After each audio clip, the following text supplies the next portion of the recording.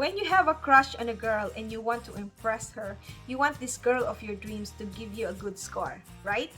So you do things that will make her feel or think that you are the right man for her. You talk to her politely.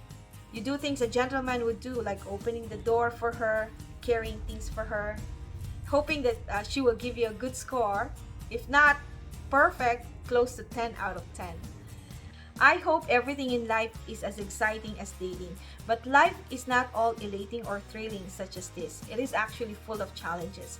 And one of the challenges I've experienced as a mortgage broker is when a client of mine couldn't get a mortgage loan approval because his or her credit score is very low. Yes, even in lending, you would want to get a high score. So, what is a good score? Our magic number is 680. This is what the lender would like to see in your credit bureau report.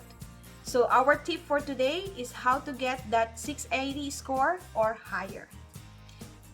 Tip number 1, you have to have a credit.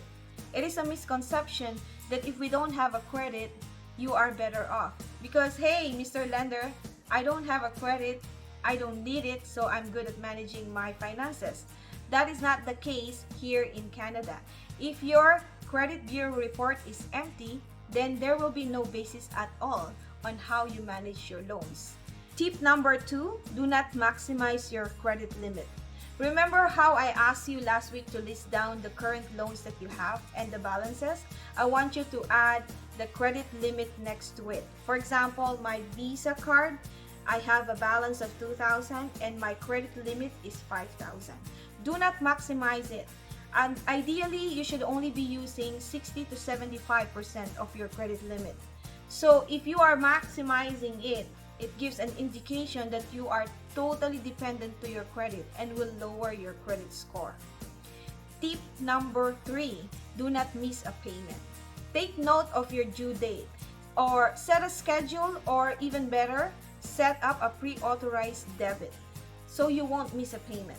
Missing a payment reduces your credit score because it reflects that you cannot manage it.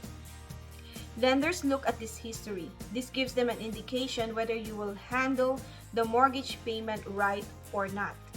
If they see that you keep missing a payment on small loans, then they will have a doubt on how you can keep up the payments for the big loans.